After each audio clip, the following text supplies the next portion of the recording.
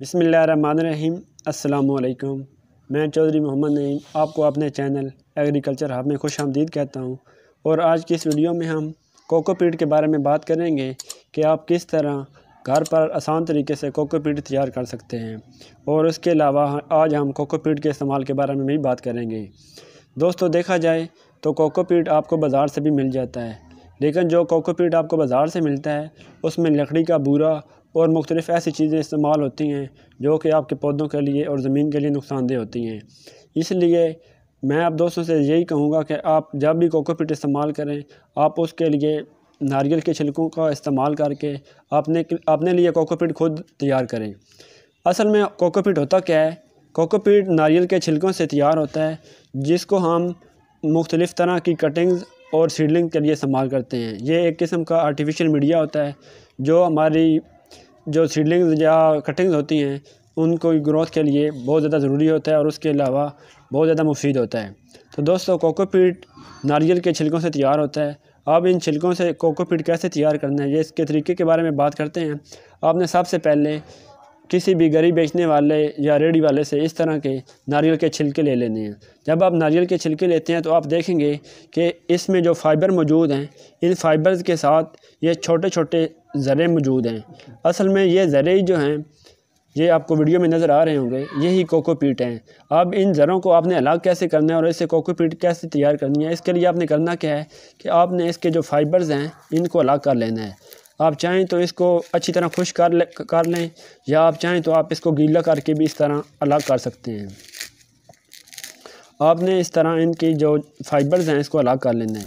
जो बाज़ार में कोकोपीट मिलता है वो इसके फ़ाइबर्स को अलग नहीं करते बल्कि इसको ऐसे ही ग्राइंड करके आपको दे देते हैं। लेकिन असल में जो कोकोपीट है वो इन जो फ़ाइबर्स के ऊपर ये जो आपको लगे हुए नज़र आ रहे हैं, असल में ये कोकोपीट है।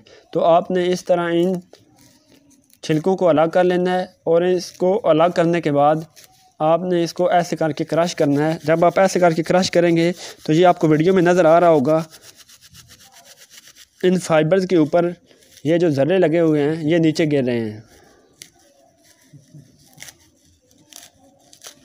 तो दोस्तों, इस तरह आपने नारियल के छिलकों से इन ज़रों को अलग कर लेना है।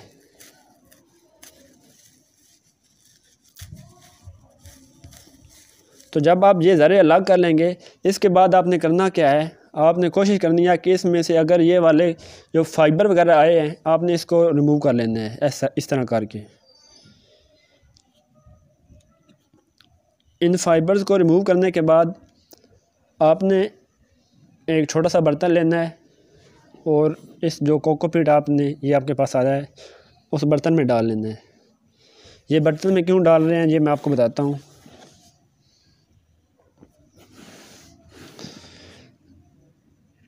तैयार कोकोपीट को इस बर्तन में डालकर आपने इसमें पानी डालना है।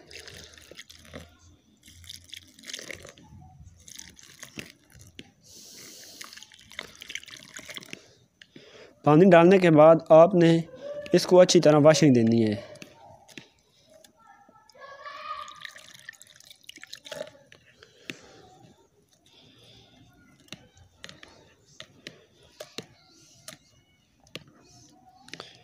आप चाहें तो आप ये जो आपके पास छिलके हैं आप इनको डायरेक्ट ग्राइंड करके भी तैयार कर सकते हैं, लेकिन ग्राइंड करने की वजह से ये जो फाइबर हैं ये भी इसमें मिक्स हो जाते हैं, जिसकी वजह से कोकोपीट की जो क्वालिटी है ये अच्छी नहीं होती। जैसा कि मैंने आपको बताया है कि बाज़ार में जो आपको कोकोपीट मिलता है उसमें लकड़ी का बूरा और ये फाइबर वगैरह सब कुछ मिक्स कर दिया जाता है और उसकी क्वालिटी इंतहाई घटिया होती है। तो अगर आप गार्डनिंग का शौक़ रखते हैं और घर पर सब्जियां या पौधे उगाना चाहते हैं तो आपको चाहिए कि आप अपने लिए कोकोपीट खुद प्रोड्यूस करें। तो इस तरह आपने इसमें पानी डालने के बाद इसको 10 से 15 मिनट के लिए अच्छी तरह धोना है, यानी कि वॉशिंग देनी है आपने। और वॉशिंग देने के बाद आप देखेंगे ये पहले से ज़्यादा सॉफ्ट हो गया है। तो अब आपने करना क्या है कि आपने इसको अच्छी तरह निचोड़ लेना है ऐसे।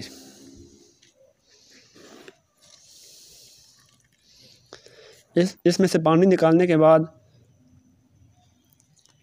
आप चाहें तो इसको ایسے ہی دھوپ میں رکھ کر خشک کر لیں، جیسے یہ میں نے آپ کو دکھایا ہے۔ یا آپ اس کی کوئی اینٹ وغیرہ جس طرح آپ کو بازار میں اینٹ کی فارم میں ملتے ہیں یا بلاک کی فارم میں ملتے ہیں، آپ چاہیں تو ان کے بلاکس وغیرہ بھی بنا سکتے ہیں۔ تو اس طرح ان کو کرنے کے بعد آپ نے ان کو دھوپ میں رکھ کے خشک کر لینا ہے، اور اس کے بعد آپ نے جب آپ اس کو خشک کر لیں گے تو پھر اس کی یہ اور زیادہ فائن ہو جائے گا، یہ جیسا کہ آپ کو ویڈیو میں نظر آ رہا ہے، لیکن یہ تو ابھی گیلا ہے، لیکن جب آپ خشک کریں گے تو یہ اس سے بھی زیادہ فائن ہو جائے گا۔ تو پھر آپ نے کیا کرنا ہے، اس کو جب بھی آپ نے کوئی نیا سیڈ یا کٹنگ وغیرہ لگانی ہے تو آپ نے اس کو ایز اے میڈیا یوز کرنا ہے۔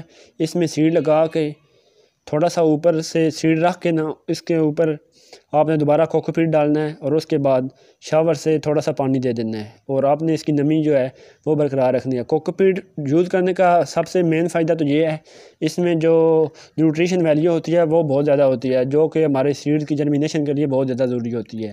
اگر کوکوپیٹ یوز کیا جائے تو سیڈ کی جرمینیشن جو ہے یہ 10 سے 20% بڑھ جاتی ہے، یعنی کہ جہاں پہ اگر مٹی یوز کریں تو ہمارے 50% اگر سیڈ جو ہیں وہ گرو کر رہے ہیں، تو اگر ہم کوکوپیٹ یوز کریں گے تو جو ہمارے سیڈ کی جرمینیشن ہے وہ 80 سے 90% ہوگی۔ تو دوستو، جیسا کہ آپ جانتے ہیں آج کل ہائیبریڈ سیڈ جو ہیں یہ کافی زیادہ مہنگے ہوتے ہیں، اور خاص طور پر جس طرح مرچ ہو یا ٹماٹر ہیں، ان کے جو سیڈز ہیں ان کو گرو کرنے کے لیے بہت زیادہ احتیاط کی ضرورت ہوتی ہے۔ تو اس کے لیے آپ کوشش کریں کہ آپ اس طرح کوکوپیٹ تیار کر کے وہ استعمال کریں۔ یہاں میں ایک اور بات بتاتا چلوں، اگر آپ چاہتے ہیں کہ آپ گھر میں کوئی فرٹیلائزر وغیرہ استعمال نہ کریں، صرف آرگینک طریقے سے اپنے لیے سبزیاں اور جو مختلف فروٹ پلانٹس وغیرہ ہیں وہ گرو کریں، تو آپ نے کیا کرنا ہے کہ آپ نے اس طرح کا کوکوپیٹ تیار کر کے اس کو اپنی سوائل میں مکس کر لینا ہے۔ اگر آپ سوائل میں مکس کرنے کے لیے استعمال کر رہے ہیں تو پھر آپ چاہیں تو یہ جو فائبر وغیرہ بھی ہیں ان کو بھی کرش کر کے آپ سوائل میں ڈال سکتے ہیں، لیکن جب آپ نے اس کو ایز اے میڈیا یوز کرنا ہے تو پھر آپ نے کوشش کرنی ہے کہ یہ جو فائبرز وغیرہ ہیں ان کو اچھی طرح ریموو کر لیں، اور جو اصل کوکوپیٹ ہے وہ استعمال کریں۔ تو دوستو، اس طرح آپ کوکوپیٹ کا استعمال کر کے گھر پر اپنے پودوں کو اور جو آپ کے سیڈز ہیں ان کی اچھی طرح گروتھ کو پروموٹ کر سکتے ہیں۔ تو میں امید کرتا ہوں کہ آپ کو یہ ویڈیو پسند آئی ہوگی۔ اگر آپ کو ویڈیو اچھی لگی ہے اور اس طرح کی مزید انفارمیشن ویڈیو آپ حاصل کرنا چاہتے ہیں تو میرے چینل کو لازمی سبسکرائب کریں۔ ابھی تک ہمارا چینل سبسکرائب نہیں کیا تو فوراً سبسکرائب کیجئے، ساتھ ہی بیل آئیکن پر کلک کریں تاکہ مزید آنے والی ویڈیو ہیں وہ آپ کو وقت پر ملتی رہیں۔ اللہ حافظ۔